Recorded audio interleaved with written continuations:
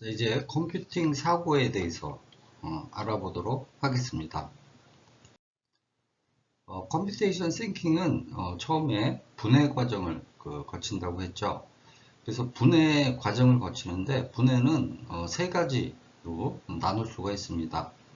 먼저 기능 분해를 하고요. 그 다음에 데이터 분해, 그 다음에 프로세스 분해가 있습니다.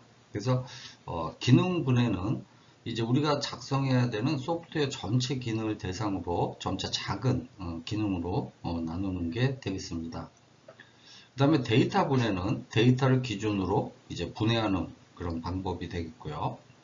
프로세스 분해는 우리가 소프트웨어를 여기서 병행적으로 실행할 수 있는 여러 개의 프로세스로 나눈다는 얘기가 뭐냐면 요즘은 멀티 프로세싱이 됩니다. 그래서 우리가 이제 제어가 있으면 코어들이 예를 들어 CPU가 처리할 수 있는 부분이 많기 때문에 여러 가지로 나눌 수 있는 것입니다. 그래서 예를 들면 우리가 멀티 코어 중에서 여러분들이 제일 많이 본 게 내비게이션이 되겠죠. 그래서 내비게이션도 할 수 있고 그 다음에 DMB도 같이 나오는 그런 거라고 보시면 되겠습니다.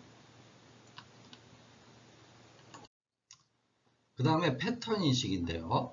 자, 여러 곳에서 동일하게 나타내는 그 다음에 일정한 형태 혹은 양식 또는 유형을 의미하게 됩니다. 그래서 동일하게 나타나는 일정한 형식 혹은 양식 혹은 유형을 의미하게 되고요. 그 패턴 인식의 이유는 이제 큰 소프트웨어를 작은 부분으로 분해하는 과정을 거치면은 작고 분해된 문제들에 대해서 우리가 패턴을 발견할 수 있겠죠. 그래서 알고리즘 전략 패턴, 그 다음에 계산 설계 패턴, 그 다음에 실행 패턴, 그 다음에 구현 전략 패턴, 그 다음에 구조 설계 패턴을 발견할 수가 있을 것입니다. 그 다음에 추상화인데요. 이제 우리가 소프트웨어에서 기능을 구현을 할 때 이제 복잡한 기능, 그 다음에 자료, 프로세스 등의 문제가 이제 존재가 됩니다. 그래서 이러한 문제를 한꺼번에 해결하는 것은 매우 어렵기 때문에 문제에 존재하는 어떤 복잡한 자료나 혹은 모듈, 시스템 등을 자세한 사항을 고려하지 않고 핵심적인 부분만 추려내는 것을 추상화라고 부릅니다. 그래서 어떤 대규모 문제가 있을 때 작은 문제까지 하면 너무 복잡하니까 작은 문제는 빼고 큰 문제만 추려내는 것, 이것을 추상화라고 이해하시면 되겠습니다. 그 다음에 알고리즘인데요. 알고리즘은 이제 정의는 그렇습니다. 주어진 문제를 해결하기 위해서 컴퓨터가 수행해야 될 과제들을 기술하게 됩니다. 이것은 이제 입력이 되겠고요. 입력은 이제 시스템에 입력할 자료가 있을 수가 있겠고요. 출력. 그 다음에 적어도 이제 한 개 이상의 결과를 생성을 하게 되겠죠. 그 다음에 알고리즘은 명확성이 있어야 됩니다. 그래서 각 명령들은 모호함이 없이 이럴 수도 있다. 이런 게 없이 컴퓨터는 1이랑 0이라 그랬죠. true와 false입니다. 그래서 모호함 없이 명확해야 됩니다. 그 다음에 유한성을 가지고 있어야 됩니다. 그래서 한정된 단계를 실행할 후에 종료가 돼야 됩니다. 그 다음에 유효성이 있어야 되는데요. 이것은 모든 명령들은 실행 가능한 것이어야 합니다. 자, 이제 예상 문제를 한번 보도록 하겠습니다. 자, 다음 중 복잡한 문제를 작고 이해하기 쉬운 문제로 분해하는 방법을 무엇이라고 하는가? 네. 자, 복잡한 문제를 작고 이해하기 쉽게 분해하는 방법은 분해라고 보시면 되겠습니다. 그 다음에 이제 작고 분해된 문제들에 대해서 반복을 찾는 방법.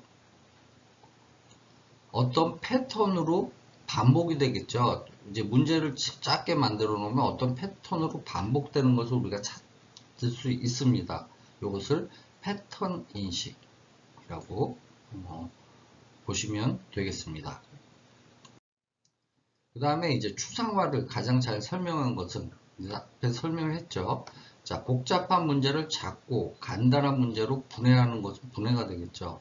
그 다음에 여러 작은 관련 문제에 대해서 패턴을 찾는 것은 패턴 인식이 되겠고요.